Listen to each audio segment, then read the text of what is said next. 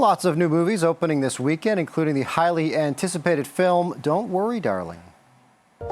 Welcome to the Victory Project. We're all here because we believe in the mission. What are we doing?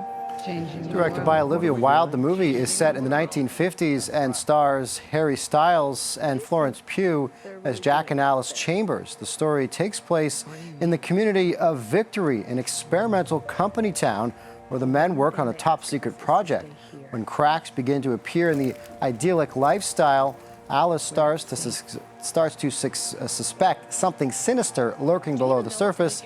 Film critic Richard Crouse says while it does raise interesting questions about what constitutes a perfect life, it's done in a clumsy way. There's a major twist that happens, and that is kind of the part of the movie that needs to be kept under wraps.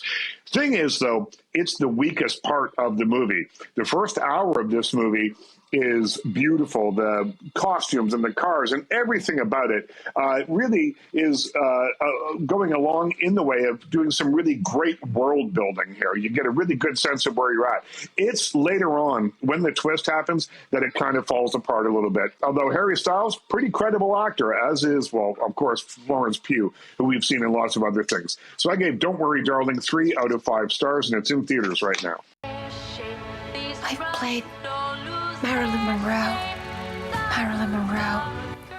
Blonde is the latest look at the iconic life of Marilyn Monroe. The movie, starring Ana de Armas, looks at the actress's fame and how it contrasts with the exploitation, drug addiction, and heartbreak in her private life.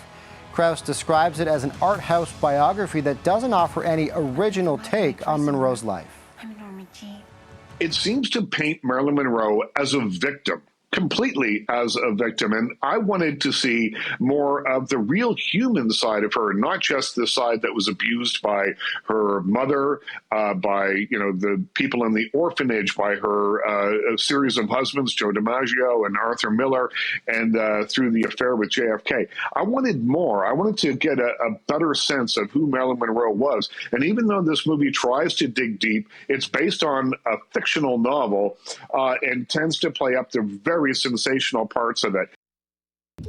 I didn't know there was such a thing as electricity or that water could come into the house through a pipe. Sidney is Crouse's pick of the weekend. The movie is a comprehensive look at the life of Sidney Poitier.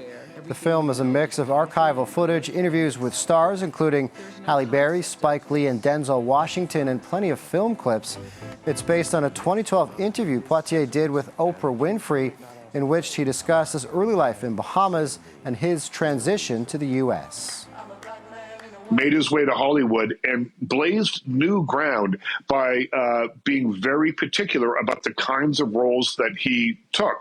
And he set a very, very high bar for black actors in Hollywood and was a legendary actor and screen actor. So Sidney gets 4 out of 5 stars from me because it taught me things about him that I didn't know.